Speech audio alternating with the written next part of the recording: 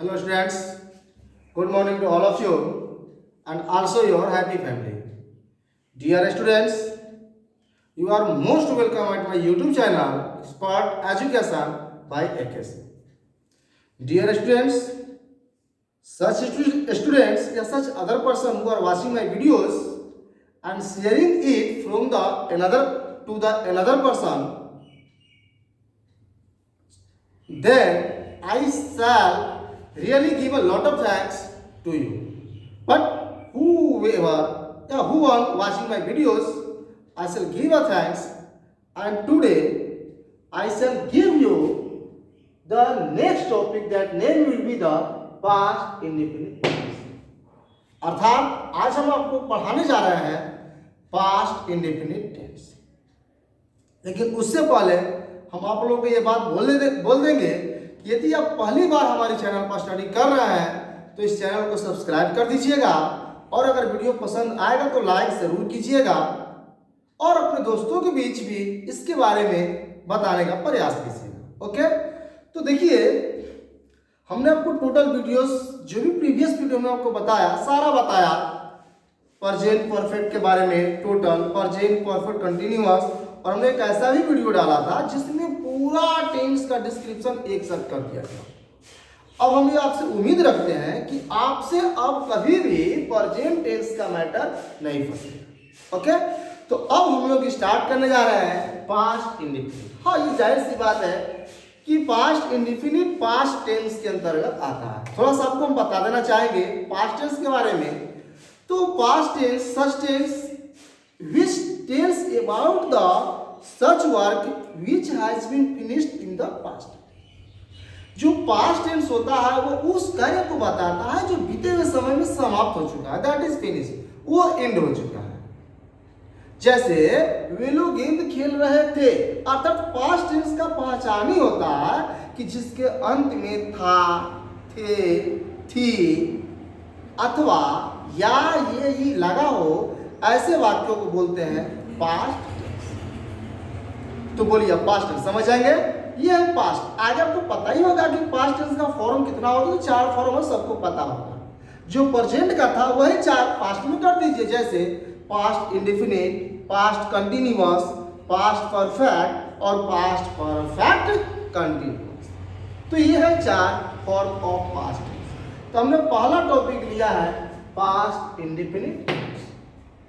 चलिए आप सभी लोग अपना कॉपी कलम लेकर के बैठिएगा और ध्यान से स्टडी कीजिएगा, और पूरा वीडियो देखने के बाद ही आराम करने का प्रयास कीजिएगा। ओके, तो चलिए सबसे पहले हम स्टार्ट करते हैं आइडेंटिफिकेशन, पहचान से, क्योंकि कोई भी हो सबसे पहले कहाँ शुरुआत होती है, पहचान से।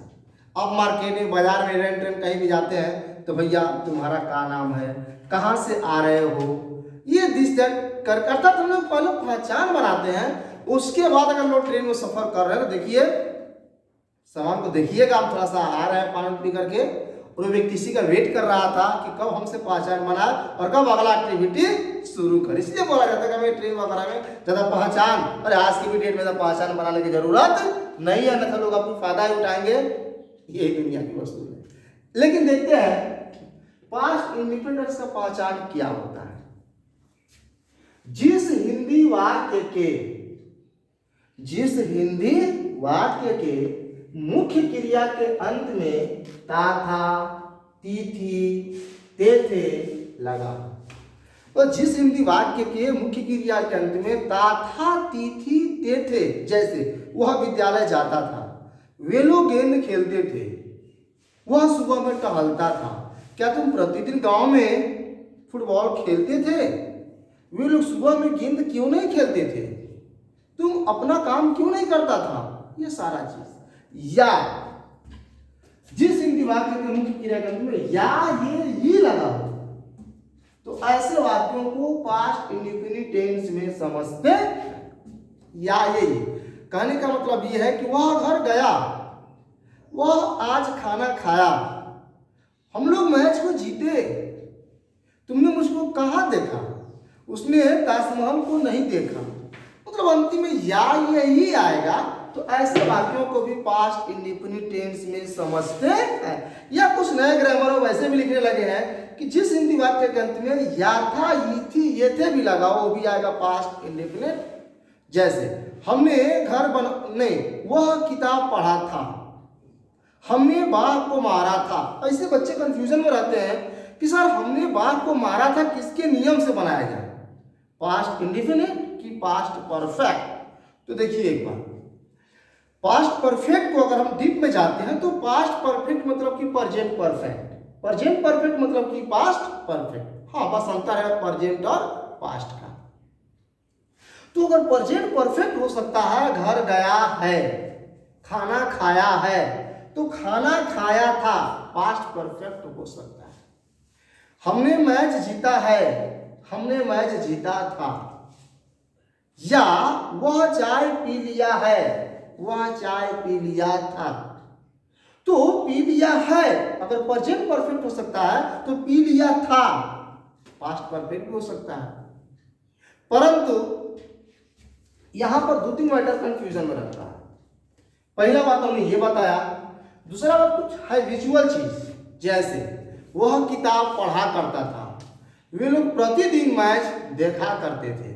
इसको भी कुछ लोग बोलते हैं कि नहीं पास्ट इंडेफिनिट के नियम से बनना चाहिए, लेकिन यहाँ पर बात पास्ट हैबिट का है, इसलिए हम उसको पास्ट इंडेफिनिट के विजुअल पार्ट में रखने का प्रयास करेंगे। इसलिए उसके लिए जो नियम होता है यूज टू या वुड बनता है।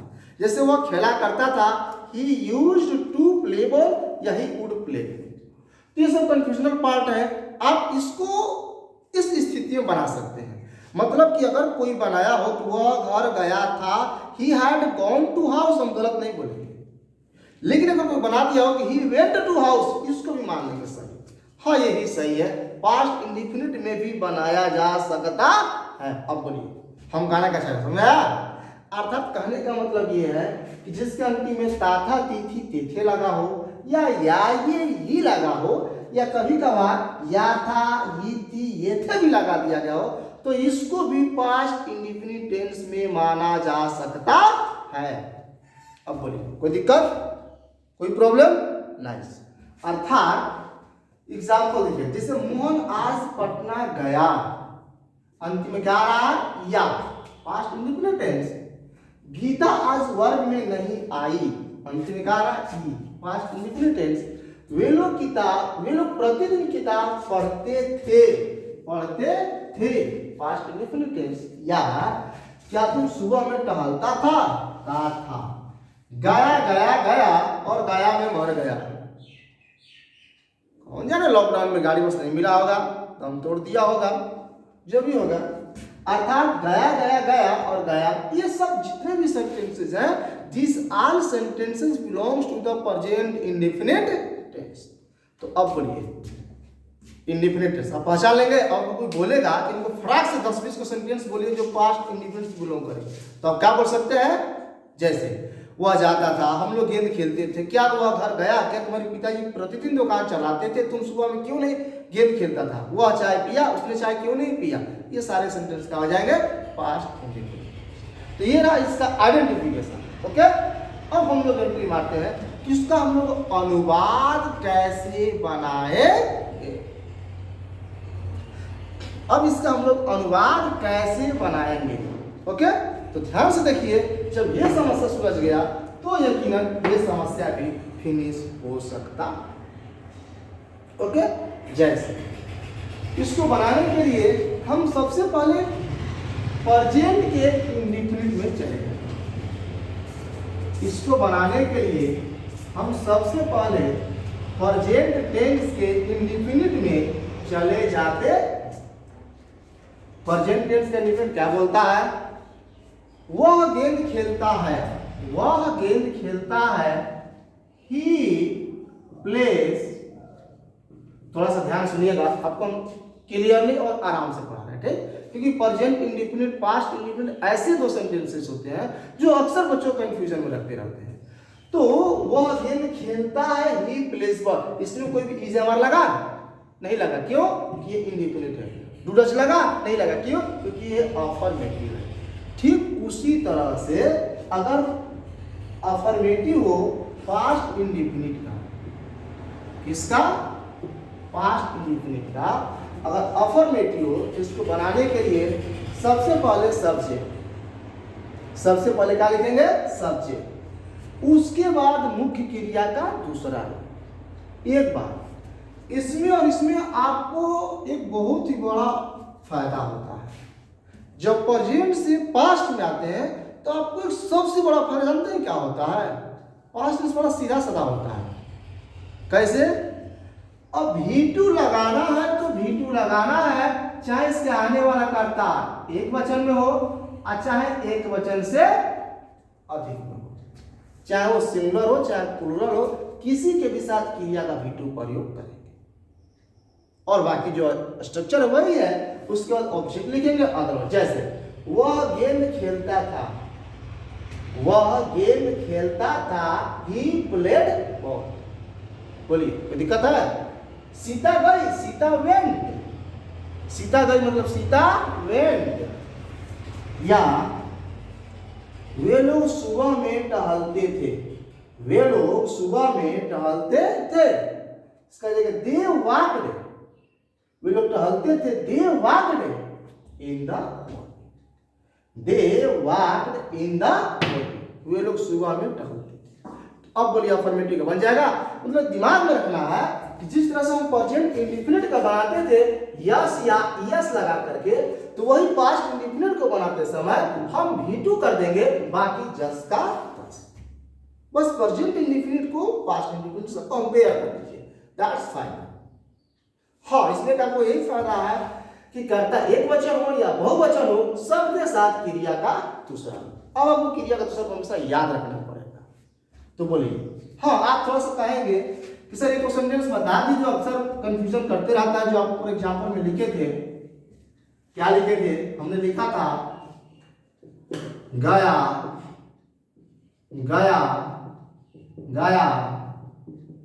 और गया में मर गया। ये सेंटेंस है, गया और गया में मर गया। इसमें कुछ आपकी प्रेजेंस ऑफ माइंड की आवश्यकता पड़ेगा।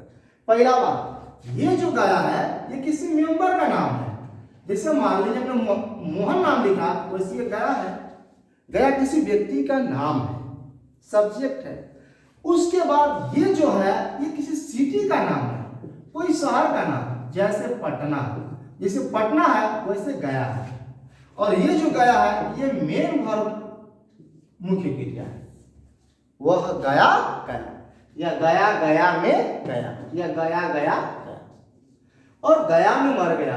वही गया ये सिटी हो गया, अर्थात इन सिटी, और मर गया डाइड। तो बनाना तो बना देंगे गया, ये कर्ता हमारा हो गया गया वेंट टू गया। वैसे ये भी कैपिटल ही लिखिए क्योंकि ये भी नाम है। गया वेंट टू गया में गया। एंड और डाइड मर गया। कहां मर गया? इन गया, GAY, एंड डाइड इन गया। अर्थात गया वेंट टू गया एंड डाइड इन गया।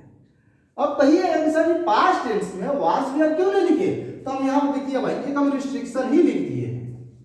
ध्यान दीजिएगा, हम एक रिस्ट्रिक्शन ही लिख दिए हैं कि इन द अफर्मेटिव सेंटेंस अगर सकारात्मक वाक्य रहेगा तो नो वाज वेयर या नो डिड, हम कोई वाज वेयर का प्रयोग नहीं करेंगे, कोई डिड का प्रयोग नहीं करेंगे, क्योंकि हम आपको प्रेजेंट इंडिफिनिट को ऑलरेडी बता चुके थे कि अगर मैटर अफर्मेटिव का हो तो no is a mark, no do डस।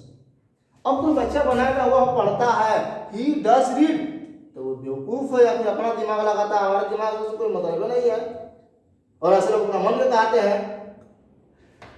तो in the affirmative sentence no was were no did, like present indefinite tense, जैसे प्रेजेंट इंडेफिनिट में अभी हमारे लिखते हैं, डू डस नहीं लिखते हैं, उसी पास्ट इंडेफिनिट में इस वाज वेयर या डिड का प्रयोग नहीं करेंगे। जैसे वह गेंद खेलता था, ही प्लेड ए बॉल, वह सुबह में टहलता था, he walked in the morning, वे लोग प्रतिदिन चाय पीते थे। दे टुक होगा, दे टुक टी डेली। वे लोग शाम में चाय पीते थे। They took tea in the evening. वह आज घर गया।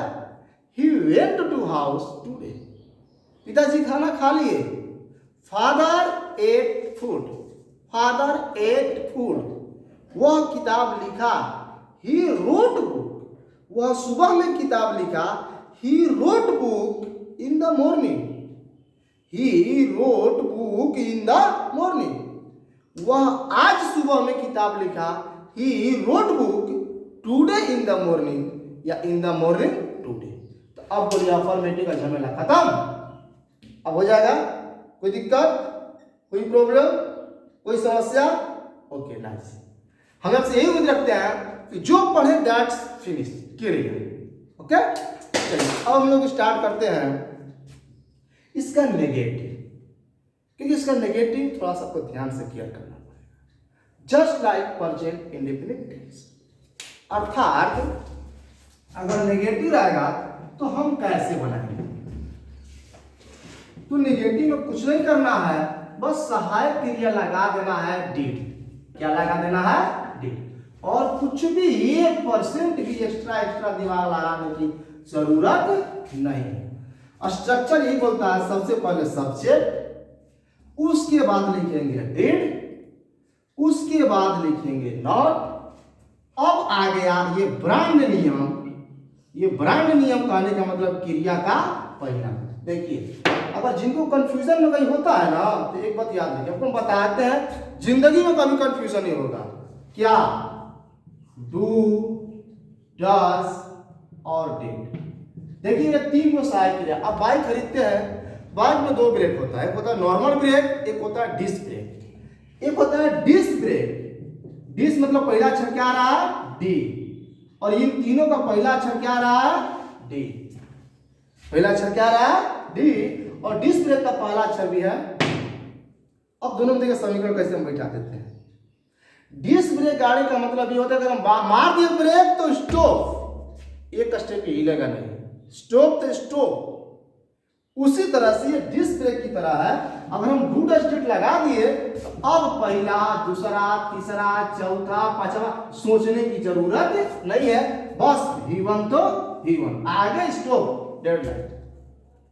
तो इस बात को दिमाग में बैठा लीजिए कि कभी भी अगर सेंटेंस में डू डज डिड का प्रयोग करेंगे तो हमेशा मुख्य क्रिया का पहला रूप, हमेशा मुख्य क्रिया का पहला रूप। एकदम इसको लिख लीजिए अपने दिमाग में, हो जाएगा नाइस। तो यही है did plus V1, object plus object. जैसे एग्जांपल देखते हैं, वह किताब नहीं पढ़ता था। वह किताब नहीं पढ़ता था। He did not read book या he did not read a book। Book countable noun में लगा सकते हैं, आर्टिकल ए। वह आज घर नहीं गया। वह आज घर नहीं गया। He did not go to house today। He did not go to house today। वह आज घर नहीं गया। तो अब बोले बन जाएगा कोई भी नेगेटिव। जैसे हमने बाघ को नहीं देखा। I did not see the tiger। वह आज खाना नहीं खाया। He did not eat food today। तुमने आज किताब नहीं पढ़ा। You did not read book today। वह सुबह में नहीं टहलता था। He did not walk in the morning। तो अब बोलिए नेगेटिव बन जाएगा 100%। झूठ मत बोलिएगा भाई। Okay nice. और अगर इतना बताने के बाद में अगर आपको कोई प्रॉब्लम होता होगा तो कमेंट बॉक्स में जाकर खुलेआम कमेंट लिखिए, कोई दिक्कत नहीं है। जो भी समस्या होगा, जो भी आपका प्रॉब्लम होगा, उसके अनुसार मैनेज करने का व्यवस्था किया जाएगा। Okay nice. आगे देखते हैं। तो ये रहा अफर्मेटिव और ये रहा नेगेटिव। अब हम थोड़ा सा एंट्री मारते हैं इंट्रोगेटिव की दुनिया में, प्रश्नवाचक की दुनिया में। प्रश्न हम समझते करते हैं जब कोई हमसे पूछना चाहता है क्या हो रहा है, लॉकडाउन में क्या कर रहे हो, क्लास व्लास तो बंद हो गया, चलो गांव में गेहूं काटते हैं, क्या करेंगे, मैच वैच खेलेंगे, क्या करेंगे, हाँ, अरे विद्यार्थी तो रोड पर ये गया है, बेचारा घर द्वार बंदे है का। तो ये है मतलब कि जब आपसे कोई कुछ पूछना चाहे, कुछ आपके बारे में जानना चाहे, दैट इज इंटरोगेटिव। क्या बोलते हैं? इंटरोगेटिव। तो इंटरोगेटिव सेंटेंस को वैसे हम 3 पार्ट में लेकर के चलते हैं। आपको बताया भी गया होगा, एक ऐसा सेंटेंस जो हमेशा क्या से स्टार्ट होगा। तो सबसे बढ़िया, आप इंटरोगेटिव हो तो उसमें सबसे बड़ा जो रोल होता है वो होता है सहायक क्रिया का। इसमें सहायक क्रिया का होगा डेट। इसमें सहायक क्रिया का होगा डेट। बस ये वो सहायक क्रिया को पकड़ लीजिए, समस्या खत्म। जैसे अगर क्या सेंटेंस शुरू है तो हम डिड को पहले कर देंगे, डिड को पहले कर देंगे, बाकी जिसका तो जैसा स्ट्रक्चर क्या बोलता है, सबसे पहले क्वेश्चन वर्ड। अगर कोई प्रश्न रहेगा तो शुरू में लिख देंगे, उसका वो सरकारी अधिकार है। उसके बाद सहायक क्रिया लिखेंगे डेट। अब यहां पर डिड लिखना है तो ये नहीं कंफ्यूजन के सर ही के साथ डी लिखे, डिड लिखे कि दे के साथ लिखे। भैया किसी के साथ लगा दो डिड, कोई दिक्कत नहीं है, लॉकडाउन में सब चलेगा, कोई दिक्कत नहीं है। अर्थात ये डिड है, उसके बाद सब्जेक्ट नॉट, उसके बाद क्रिया का पहला रूप जो आप आपको ऊपर बता चुके हैं, उसके बाद ऑब्जेक्ट और उसके बाद अदर वर्ड, और लास्ट में इसका संगी साथी जो लगाएंगे, क्या लगाएंगे? Question mark. अगर हाई नहीं रहेगा ना तो सेंटेंस विद्रोह कर देगा।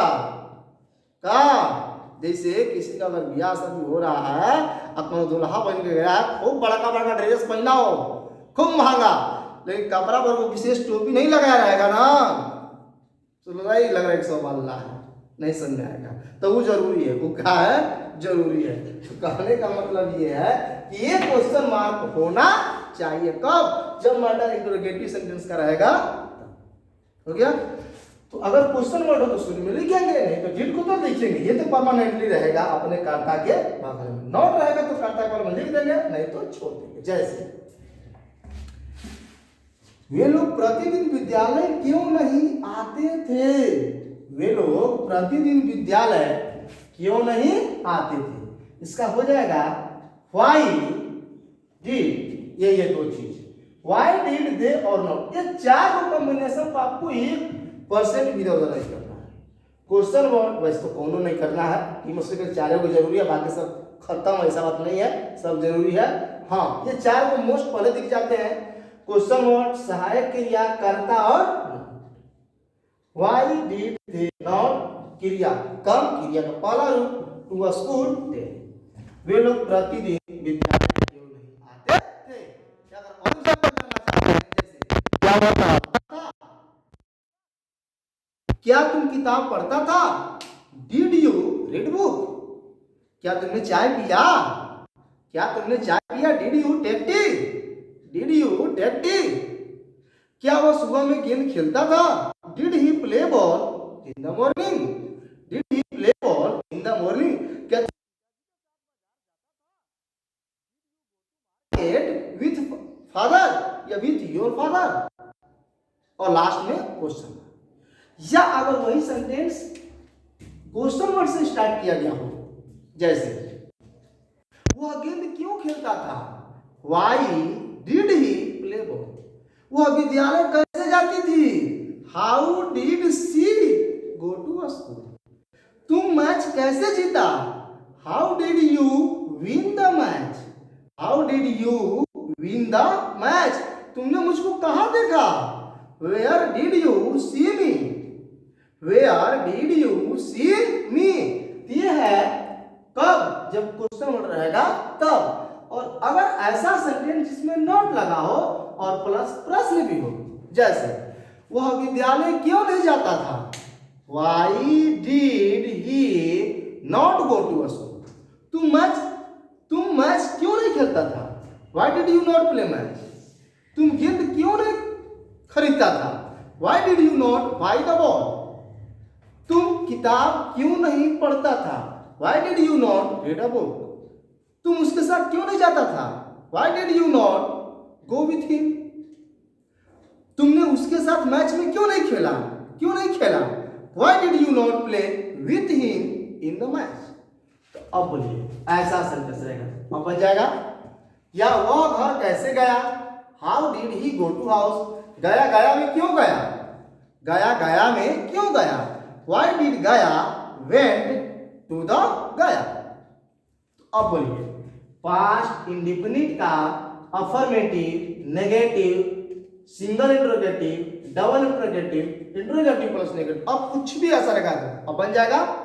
अगर आपको हमारी बातें समझ आ रही होगी तो किताब उठाइएगा और प्रेजेंट इंडिफिनिट जितनी तरह का अनुवाद दिया होगा आप बना लीजिएगा। जहाँ कंफ्यूजन होगा डायरेक्टली व्हाट्सएप कीजिएगा या कॉल कीजिएगा, हम आपकी समस्या का समाधान करने का पूरा प्रयास करेंगे। उसके बाद देखिए कुछ इंपोर्टेंट नोट या कुछ पॉइंट बता दे रहे हैं जो पास्ट इंडेफिनिट से ताल्लुकात रखते हैं, ध्यान सुन लीजिएगा। पहला पॉइंट हमें ये बता दे रहे हैं कि पास्ट हैबिट, मतलब कि पास्ट में कुछ ऐसे सेंटेंसेस होते हैं जिनके अंतिम में ताथा तिथि तेथे होते हैं, लेकिन वो इंडेफिनिट से ताल्लुकात नहीं रख करके एक पास्ट हैबिट से ताल्लुकात रखते हैं। जैसे वह गेंद खेला करता था, वह सुबह में चाय पिया करता था, वह प्रतिदिन गांव में टहला करता था, राजा दशरथ शब्द वेदी बाण चलाया करते थे। तो इस ऐसा सेंटेंस अनुवाद कैसे बनाएंगे, तो इसके लिए हम डिड या ये सब प्रयोग नहीं करेंगे, हम कर लेंगे यूज्ड टू का प्रयोग। अब आप ये मत सोचिए सर यूज्ड है तो काम कभी यूज नहीं लिख सकते हैं, यकीनन नहीं लिख सकते हैं, क्योंकि यूज टू ऐसे यूज क्रिया होता है, बट यूज टू का प्रयोग हम एक मॉडल एक्सिलरीज के रूप में करते हैं। इसलिए ऐसी स्थिति हम यूज टू या चाहे तो वुड से बना सकते हैं, वुड से। जैसे वह गेंद खेला करता था, he used to play ball या ही वुड प्ले बॉल। वे लोग शाम में चाय पिया करते थे, they used to take tea in the evening, या they would take tea in the evening. कभी कभी तो माई टाइम प्रयोग कर दिया जाता है, बट नॉट आप यूज टू या वुड से बनाए, हो जाएगा। उसके बाद हमने ये बताया था कि या था ये थे का भी कॉम्बिनेशन हो सकता है। वो अगर गया था he had gone to house, हो जाएगा। एक सेंटेंस हम लोगों को हमेशा याद रखना पड़ता है, इसमें कंबाइंड सेंटेंस आता है। कंबाइंड सेंटेंस क्या है, तो एक सेंटेंस दूसरे पर आधारित होता है। जैसे शिक्षक के आने से पहले विद्यार्थी वर्ग में आ चुके थे, अंग्रेजी बनेगा, बनाते रहे। जैसे मान लीजिए शिक्षक के आने से पहले विद्यार्थी वर्ग में आ चुके। देखिए अगर किसी को कंफ्यूजन हो कि सर किताब बोलता है कि पहले हो तो बाद में हो, जो पहले हुआ उसको पहले बनाइए, जो बाद में कभी कभी हम लोग कंफ्यूजन हो जाते हैं। जैसे हमने आपको एक वीडियो डाला था 4 और का स्पेशल करके, तो अगर ऐसी बात हो तब कंफ्यूजन को रख दीजिए, ताकि पर जाओ और लॉकडाउन में लॉक हो जाओ। हम अपना दिमाग लगाएंगे, क्या अंतिम में क्या लगा है, चुका था, चुकी थी, चुके थे।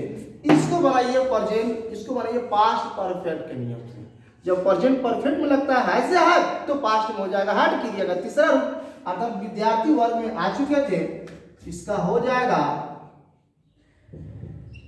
Students had come in the class, students had come in the class, विद्यार्थी वर्ग में आ चुके थे, हैड कम चुके थे। अब के पहले थे हम लगा देंगे बिफोर, बिफोर। अब यहां पर जो दूसरा सेंटेंस बचता है उसमें काम करेगा पास्ट इंडेफिनिट।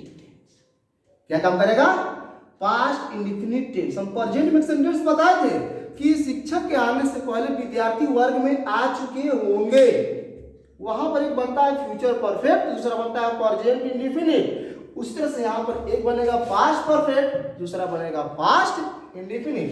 अर्थात before the teacher came, before the teacher came, अर्थात students have come in the class, या डॉक्टर को आने से पहले रोगी मर चुका था, डॉक्टर को आने से पहले रोगी मर चुका था। Patient had died, patient had died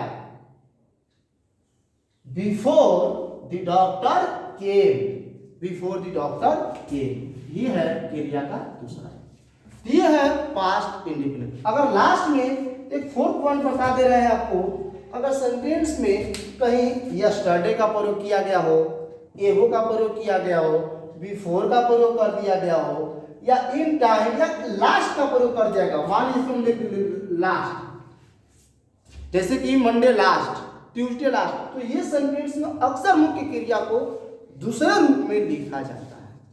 मुख्य क्रिया को दूसरे रूप में लिखा जाता है। जैसे आई खाली आसान, यू यस्टरडे, ये आपका सेंटेंस दिया गया।